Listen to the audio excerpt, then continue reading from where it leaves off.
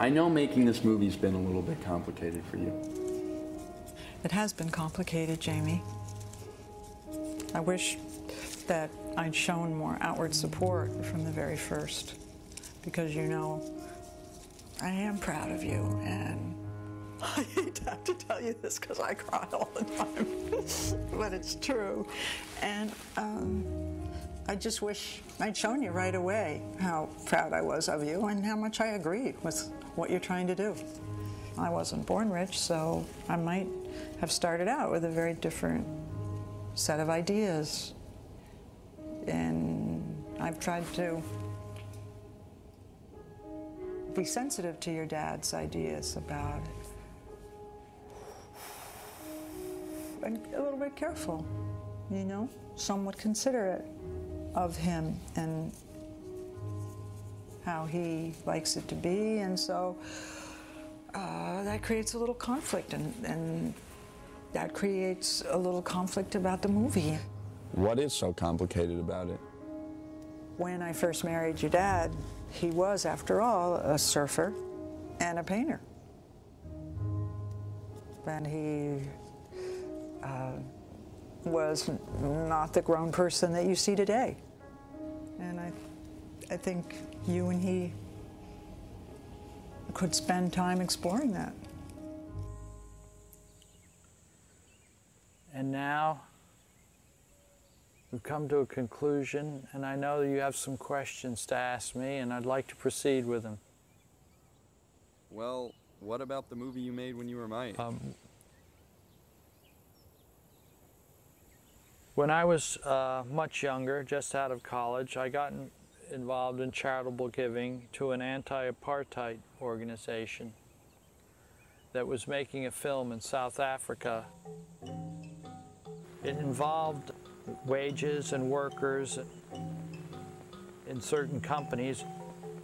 When it aired on public television, Johnson & Johnson, I know, was included in that. And several people connected with the company started to complain to the CEO there about, what's Jimmy Johnson doing? He's undermining our business. My name also appeared on the film credits, and I remember going down to meet with the CEO at the time, and I began to realize that it was a story with two sides. That yes, they didn't pay that high. Forget it. What? It's going nowhere. Just keep going. You got what I feel, and I can't give you solutions for the world. What do you mean? Well, if you have a way to help, you should do it. If you can affect one or two lives, you've done a good work. I don't think you are necessarily set the goal of changing the world, because it's maybe beyond what's possible.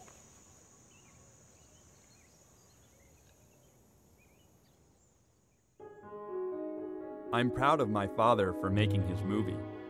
It's surprising it took him so long to tell me about it, but the scolding he got from the company clearly took a toll on him, and it explains why he hates talking about money.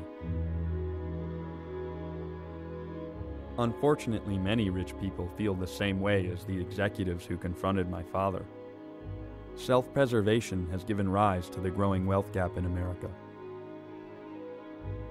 And the bigger the gap gets, the more removed wealthy people get from the world around them. But if you're always hiding from the problem, you're never going to find any solutions.